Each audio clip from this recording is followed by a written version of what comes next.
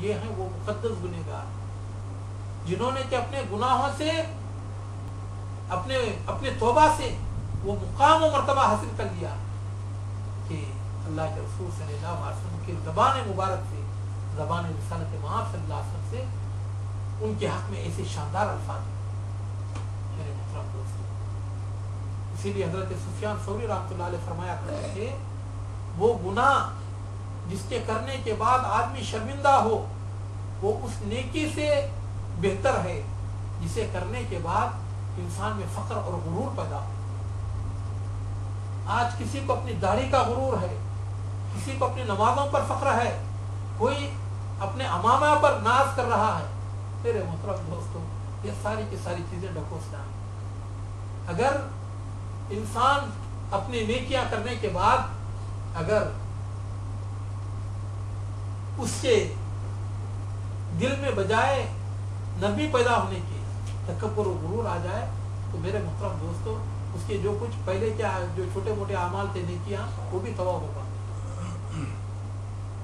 میرے محترم دوستو توبہ کے لیے آدمی جب توبہ کرے تو اس کے کچھ شرائط، سب سے پہلے یہ کہ جس گناہ کے متعلق وہ توبہ کر رہا ہے پہلے اس گناہ کو چھوڑ دے، کیونکہ گناہ بھی ہو رہا ہے اور توبہ بھی کر رہا ہے تو یہ چیز صحیح نہیں، انسان اس گناہ سے دستکش ہو جائے۔ اور دوسرا یہ کہ جو کیا ہوا ہے اس پر شرمندہ۔ بہت سارے لوگ فخریہ بیان کرتے ہیں کہ جی میں نے یہ کام کیا گویا کہ بہت ہی بڑھ کے مار رہے ہیں۔ میرے دوستو یہ بہت خطرناک گناہ ہے اور اللہ رب العالمین ایسے شخص کو معاف نہیں فرماتا۔ حدیث میں آتا ہے اللہ کے رسول صلی اللہ علیہ وسلم ارشاد فرماتے ہیں، اللہ تعالیٰ فرماتا ہے، اللہ کے رسول صلی اللہ علیہ وسلم ارشاد فرماتے ہیں کل امتی معافی الا المجاہرین، میری ساری امت کو اللہ تعالیٰ بخشے گا لیکن ان لوگوں کو نہیں بخشے گا جو کہ چھپ کر گناہ کرتے ہیں اور لوگوں میں آ کر اعلان کرتے ہیں کہ میں نے یہ کیا۔ تو میرے محترم دوست، آدمی اگر اس سے کوئی گناہ ہو گیا ہو تو اس پر شرمندہ ہو اور اس کا تذکرہ کسی سے نہ کرے۔ اور تیسری شرط یہ ہے کہ آدمی آئندہ کبھی نہ کرنے کا عزم ہے کہ میں اب اس گناہ کے قریب نہ جاؤں۔ اگر پھر بھول سے یا بتقاضۂ بشریت پھر وہ گناہ ہو جاتا ہے پھر اللہ تعالیٰ سے توبہ کرے، لیکن دل کے اندر یہ عزم ہونا چاہیے کہ میں اس گناہ کے قریب نہ جاؤں۔ اور چوتھی شرط، اگر گناہ کسی انسان کے حقوق کے متعلق، کسی کا حق دبا لیا ہے، کسی کا مال چھین لیا ہے، کسی پر ظلم کیا ہے یا کسی کو ستایا ہے، کسی کی زمین ہڑپ کر لی ہے، تو میرے محترم دوستو توبہ کے لیے ضروری ہے کہ آدمی پہلے اس کا حق ادا کرے۔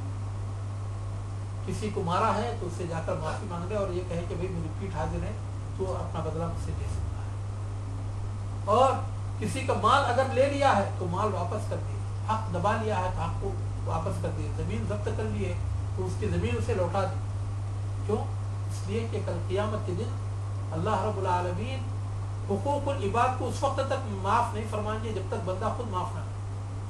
اسی لیے اللہ کے رسول صلی اللہ علیہ وسلم نے فرمایا اتدرون من المفلس، مفلس کون ہے جانتے ہو؟ صحابہ کرام نے کہا المفلس فینا من لا مال له ولا دراهم، مفلس وہ ہے جس کے پاس مال درہم و دینار نہ ہو۔ اللہ کے رسول صلی اللہ علیہ وسلم نے فرمایا نہیں، مفلس وہ ہے من یاتی یوم القیامت ومعه جبال من الحسنات، ایسا شخص مفلس ہے قیامت کے دن آئے گا تو اس کے ساتھ نیکیوں کے پہاڑ ہوگا۔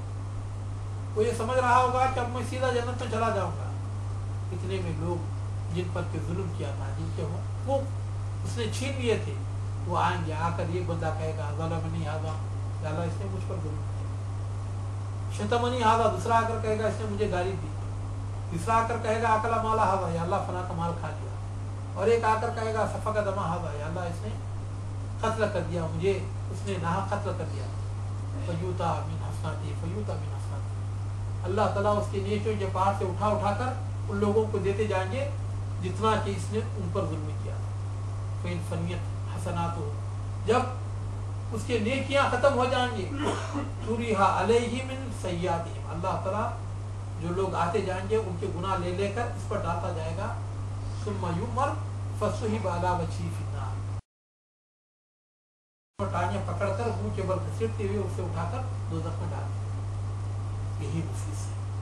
اللہ تعالیٰ قیامت کی مفلسی سے مجھ کو اور آپ کو اور اللہ تعالیٰ تمام مسلمانوں کو محفوظ بنائے. تو میرے محترم دوستو یہ توبہ کے کچھ شرائط ہیں. تو یہ جو وقت گزر رہا ہے بڑا ہی بہترین وقت ہے اور بالخصوص بندہ حالت روزہ میں اللہ تعالیٰ سے دعا کرے. اللہ تعالیٰ سے دعا کریں کہ اللہ رب العالمین ہم گنہگاروں کی مغفرت فرمائے, ہمارے والدین کی مغفرت فرمائے. الحمدللہ رب العالمین الرحمن الرحیم مالک یوم الدین اللہم لک الحمد کما ینبغی لجلال وجهک وعظیم اللہم لک الحمد حمدا کثیرا اللہم صلی علی محمد وعلی آل محمد کما صلیت علی ابراہیم وعلی آل ابراہیم انک حمید مجید. اللہم بارک علی محمد وعلی آل محمد کما بارکت علی ابراہیم وعلی آل ابراہیم انک حمید مجید. ربنا ظلمنا انفسنا وان لم تغفر لنا وترحمنا لنكونن من الخاسرین. ربنا آتنا فی الدنیا حسنہ وفی الآخرۃ حسنۃ وقنا عذاب النار. ربنا زدنا ولا تنقصنا وآتنا ولا تحرمنا واکرمنا ولا تهنا وآسنا ولا تنصر علينا وارضنا وارض عنا. یا مقلب القلوب ثبت قلوبنا إلى طاعتك یا مقلب القلوب ثبت قلوبنا على دينك. اللهم إنا نسألك الهدى والتقى والعفاف والغنى. اللهم إنا نسألك علما نافعا ورزقا طيبا واسعا وعملا متقبلا وشفاء من كل داء. اللهم أصلح لنا ديننا الذي هو عصمة أمرنا وأصلح فيها معاشنا وأصلح لنا آخرتنا التي إليها معادنا واجعل الحياة زيادة لنا في كل خير واجعل الموت راحة لنا من كل شر. اللهم اقسم لنا من خشيتك ما تحول به بيننا وبين معصيتك ومن طاعتك ما تبلغنا به جنتك ومن اليقين ما تهون به علينا مصائب الدنيا ومتنا اللهم بأسمائنا وأبصارنا وقواتنا ما أبقيتنا واجعله الوارث منا واجعل ثارنا على من ظلمنا وانصرنا على من عادانا ولا تجعل مصيبتنا في ديننا ولا تجعل الدنيا أكبر همنا ولا مبلغ علمنا ولا إلى النار مسيرنا ولا تسلط علينا بذنوبنا من لا يخافك ولا يرحمنا برحمتك يا أرحم الراحمين. اللهم إنا نسألك العافية في الدنيا والآخرة. اللهم إنا نسألك العفو والعافية في ديننا ودنيانا وأهلنا وأموالنا. اللهم استر عوراتنا وعن بين أيدينا ومن خلفنا وعن أيماننا وعن شمائلنا ومن فوقنا ونعوذ بعظمتك أن نغتال من تحتنا. اللهم إنا نسألك بكل خير ما سألك بها عبدك ورسولك محمد صلى الله عليه وسلم ونعوذ بك من كل شر ما استعاذ منه عبدك ورسولك محمد صلی اللہ علیہ وسلم. یا اللہ ہمارے گناہوں کو معاف فرما اور ہمارے خطاؤں کو درگزر فرما. یا اللہ حالت روزہ میں ہے میرے مالک. یا اللہ گنہگار کی دعاؤں کو قبول فرماتا ہے میرے مالک. یا اللہ یہ گنہگار پیشانیاں تیرے سامنے چھپی ہوئی ہیں, یہ گنہگار ہاتھ تیرے دربار میں اٹھے ہوئے ہیں. یا اللہ ہمارے گناہوں کو معاف فرما دے, ہمارے خطاؤں کو درگزر فرما دے. تو نہیں بخشے گا تو کون بخشے گا, تو نہیں رحم کرے گا تو کون رحم کرے گا. اللہ ہمارے والدین کی مغفرت فرما دے, ان کو جنت الفردوس اعلیٰ کو جگہ عطا فرما. یا اللہ جن کے بھی والدین اس دنیا سے جا چکے ہیں ان کی قبروں کو نور سے منور فرما دے. یا اللہ ان کو جنت الفردوس اعلیٰ کو جگہ عطا فرما. یا اللہ جس جگہ وہ پہنچے ہوئے ہیں یا اللہ ان کی سوائے تیرے اور کوئی مدد نہیں کر سکتا. یا اللہ ان پر رحم فرما. یا اللہ جس حال میں وہ پہنچے ہوئے ہیں, جس وقت ہم بھی اس حال میں پہنچ جائے اس وقت ہم پر رحم فرما. یا اللہ ہمارے دین اور دنیا میں برکت عطا فرما. یا اللہ یہ فقیر تیرے سامنے اپنے دامن پھیلا ہوئے تو غنی ہے, ہم فقیر ہیں, تو نہیں دے گا تو کون دے گا, تو نہیں رحم کرے گا تو کون رحم کرے گا. یا اللہ ہماری دین اور دنیا کو آباد فرما دے گا. یا اللہ ان فقیروں کی جھولیوں کو بھر دے, دین سے بھر دے, ایمان سے بھر دے, اسلام سے بھر دے, دنیا و آخرت کے خزانوں سے بھر دے. سوائے تیرے اور کسی کا اس دنیا میں محتاج نہ بنا, کسی کا ہم کو نہ محتاج. رقت زمانے میں کمی ہے کون سی یا تیرے خزانے میں.